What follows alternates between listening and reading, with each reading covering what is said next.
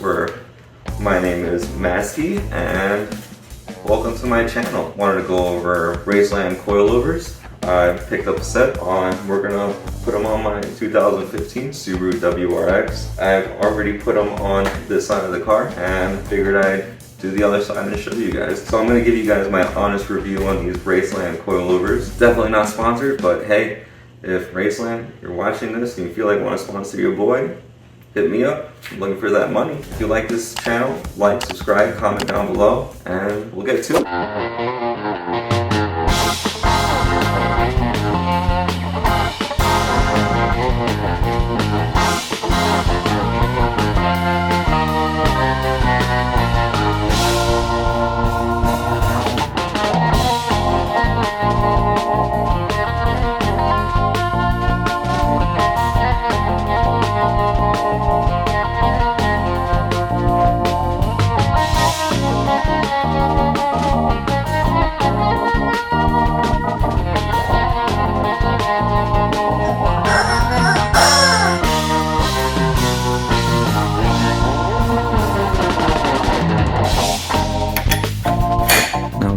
Jacked up. Remember, be safe. We're going to these two bolts right here. 1, 2. This one right here that's holding up the coilover. And since I am changing out the end lengths with these perrin, I will be taking this out as well. So for this, we just got these two bolts and then these 3 bolts right up top. So let's get to it. So this really is seized up on there. Shot up some PB blaster. Honestly, I thought I had a 1/4 inch socket. Guess I don't. And I just broke my breaker bar, so now I'm just stuck using this. And my all-time favorite tool, the jack stand, or the jack bar, which will give me some leverage. So let's hope this works. Alright, so I'm getting some movement. Hopefully that's not my ratchet breaking. And then I'm going to tighten off the other sizes. Nice. Mission accomplished. Now be careful, if you spin it the other way, you're gonna blow up. Like, you'll just die if you turn it the other way. You don't want to do that. Righty-tighty, lefty-loosey. Alright, so we just got the first one out, and now let's see if we could tackle down the second one. I don't know if you guys can see that with the lighting.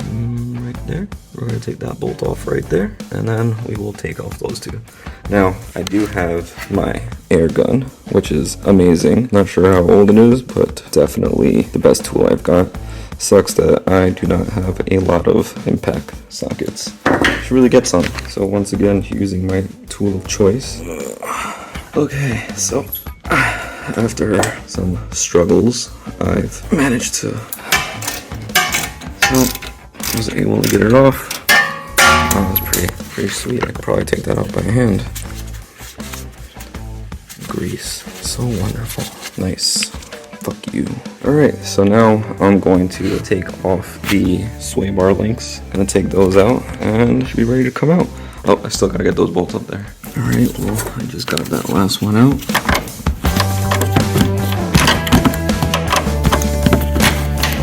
By the way, if you do not have a friend, make sure you have one of these bolts in there so it doesn't like just collapse on you. Be able to come out now. I'm just gonna pop that bolt out and then we will go from there. Alright, just to make sure you take off your brake line that's here and your ABS sensor that's here. Those should be 13 millimeters as well.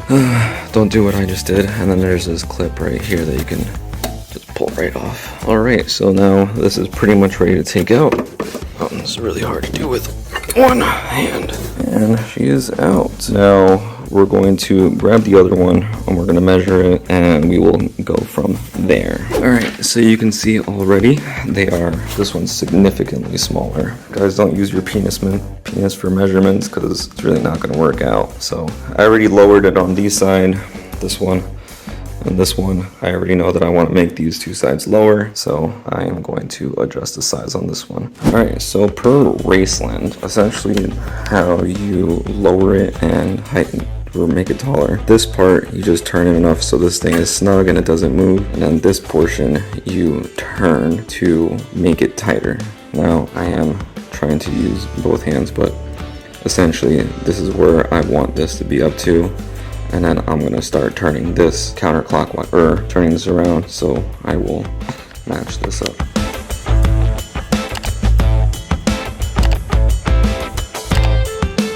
Alright, she's all sized up now, and as you can see right here, this right here is about 10 inches. Now to take off this so I can put that lovely perrin.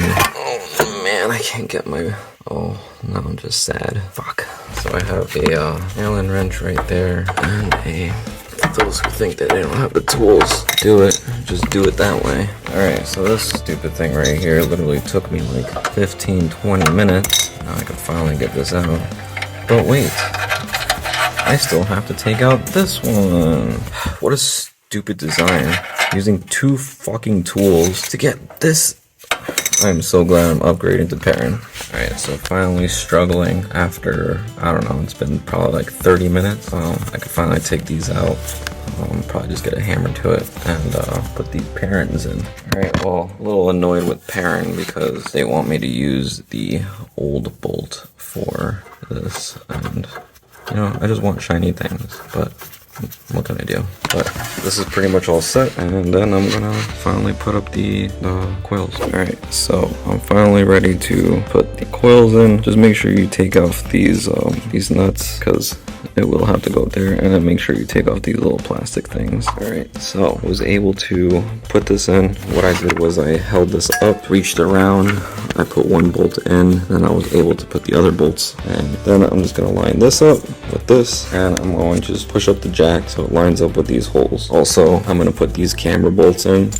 These are by White Line. Like I said in the beginning of the video, if you're interested in these, I have a whole bunch of them. So just comment down below, like and subscribe, and I'll just send it to you guys. I'll just send you guys a message. And yeah, well, I don't know if you guys can see this, but as I move this, which is the camber bolt, ever so slightly, the rotor moves. Now, I have noticed on here there's like a little arrow. That's where the bulge is at. So obviously I want some negative camber, but I did put it on the other side. Doesn't really look like it made too much of a difference. Figured since I did it on this side, I'll do it on the other side. Maybe I'm doing it wrong. If you guys have any ideas, let me know. Put a comment down below. Alright, these in, just make sure you put back the brake line. Screw this bad boy back in. Make sure you put that clip back in, and then we will tighten this and tighten these bolts up here, and we will be done. Alright, so now let's tighten these bad boys up.